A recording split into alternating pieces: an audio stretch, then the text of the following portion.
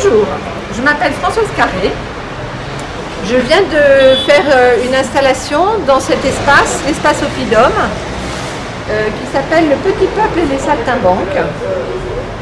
Cet endroit m'a beaucoup plu pour sa clarté et sa profondeur de champ, ce qui m'a permis d'instaurer une histoire, d'installer une histoire.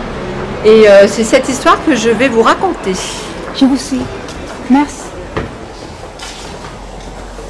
Donc nous avons ici plusieurs techniques de travail. Je travaille toujours avec des vêtements et je travaille soit en cousant les vêtements. Ça c'est un travail qui est assez ancien, ça a été le début de mon travail. C'est un travail qui est fait à base de petits points sur une trame et c'est un travail qui est fait avec des chemises, sachant que pour moi la chemise est le vêtement le plus symbolique de la représentation humaine, à la fois en tant que vêtement de l'intime et vêtement du corps social. Combien de chemises sont ici? Oh, il doit y en avoir une trentaine peut-être, ou une vingtaine, entre 20 et 30 j'imagine. Je ne les ai pas comptées.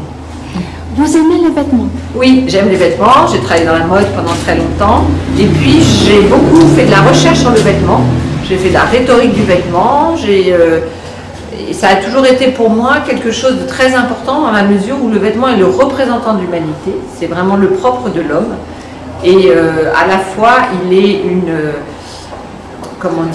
une matière d'enveloppement, une matière d'expression corporelle et d'expression psychique, et il est aussi une matière de transmission. On se transmet un vêtement d'une génération à l'autre, d'une personne à l'autre, on se prête le vêtement.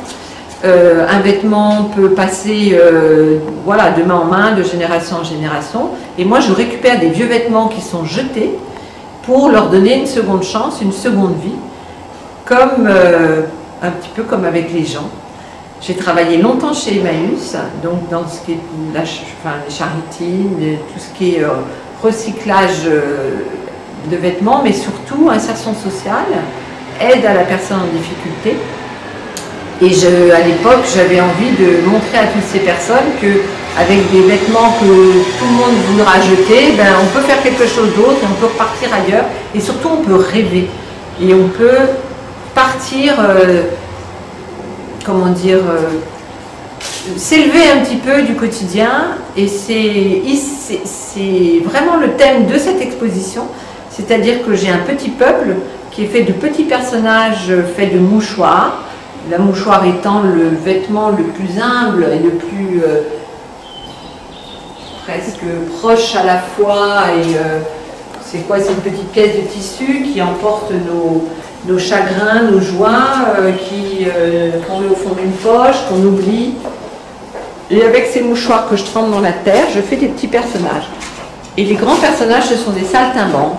Et pour moi, les saltimbanques, ce sont des artistes, des prophètes, ce sont des gens qui écoutent l'invisible, qui écoutent les anges, qui nous permettent de nous élever un petit peu au-delà du quotidien pour nous retrouver. Parce qu'en fait, je pense que ce sont les saltimbanques, l'émotion que donne finalement un artiste, un écrivain, un musicien. Cette émotion-là, elle permet à chacun de se retrouver soi. Et c'est ça en fait qui m'intéresse. C'est cette espèce de rapport entre le quotidien et puis à un moment donné, on peut un petit peu s'élever et partir ailleurs. C'est la première fois que vous faites des figurines humaines? Non, le Petit Peuple, je l'ai déjà exposé il y a 18 mois.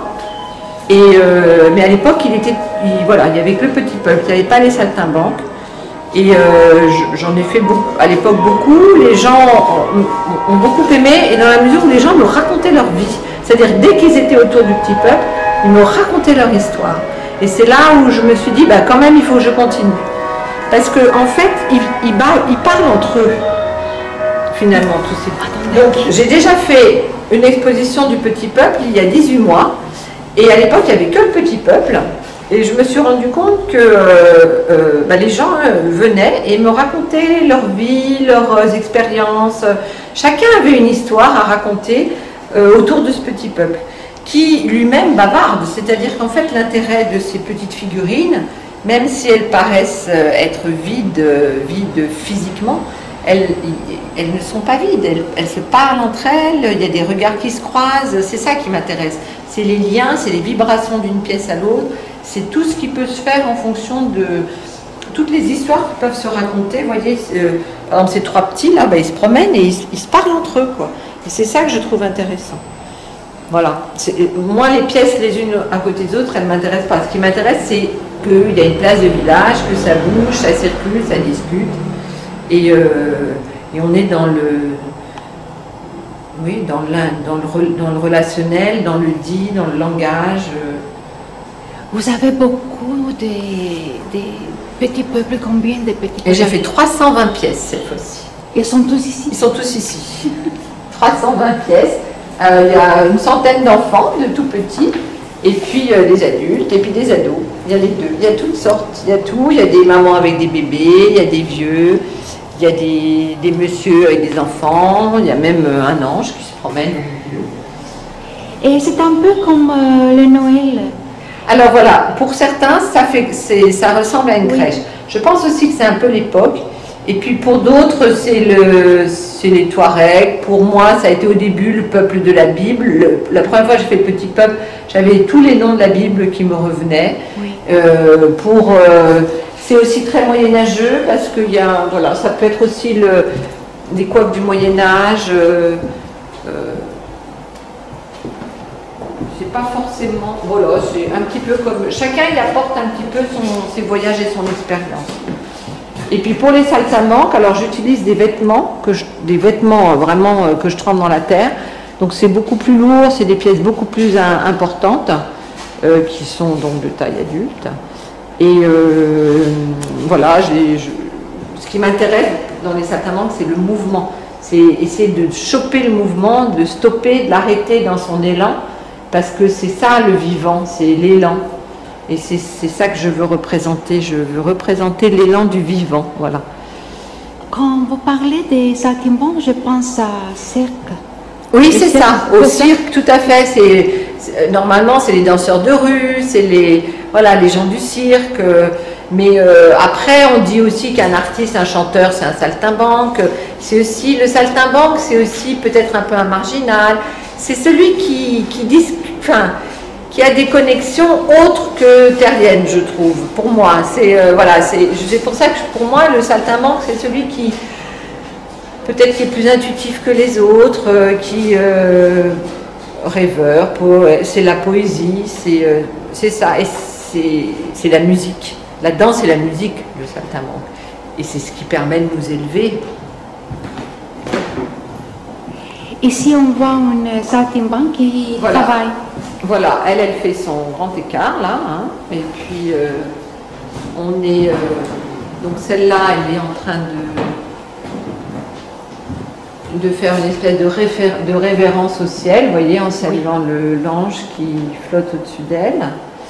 Et puis pendant ce temps-là, vous voyez, il y en a qu'un qui regarde, il y a un petit qui je ne sais plus où il est, j'ai mis un petit qui la regardait, mais les autres, ils sont dans leurs affaires, dans leurs discussions. Ils ne voient pas qu'il y a des saltimbanques. Ils ne sont pas très à observer. Il suffirait qu'ils tournent la tête pour que tout d'un coup, voilà, ils se retrouvent. Mais bon, c'est la vie, ils sont dans la vie.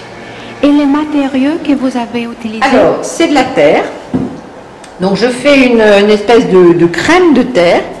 Et les mouchoirs, ce sont des mouchoirs que Emmaüs m'a donnés, que je récolte ou que des gens me donnent. Des mouchoirs en tissu, ça n'existe presque plus. Donc je ramasse comme je peux, comme je trouve des vieux mouchoirs en tissu, et je trempe mes mouchoirs dans de la terre, et après je les mets sur un petit moule, et mon moule, une fois que la terre a séché, j'enlève le moule. Donc c'est une terre séchée, c'est tout. Et je mets un tout petit peu de colle blanche pour fixer la terre, comme elle n'est pas cuite. Et alors c'est toutes les terres du monde, j'achète des terres de différentes couleurs qui viennent du monde entier, et je peux les mélanger pour faire des mélanges de couleurs, mais je ne rajoute pas de pigments, c'est juste la terre naturelle. Vous avez travaillé beaucoup de mois? Oui, 18 mois, il n'y a qu'à dire, depuis ma dernière exposition. J'ai recommencé aussitôt, et voilà, avec des rythmes différents. Il y a des moments où je fais plus de petits, j'ai fait des grands petit à petit. Et alors, quand les gens prennent un des personnages du petit peuple, en fait, ils prennent une part de l'œuvre, c'est le petit peuple, c'est la foule. C'est pas chaque pièce fait partie du petit peuple. Et je demande aux gens de les nommer, si c'est possible.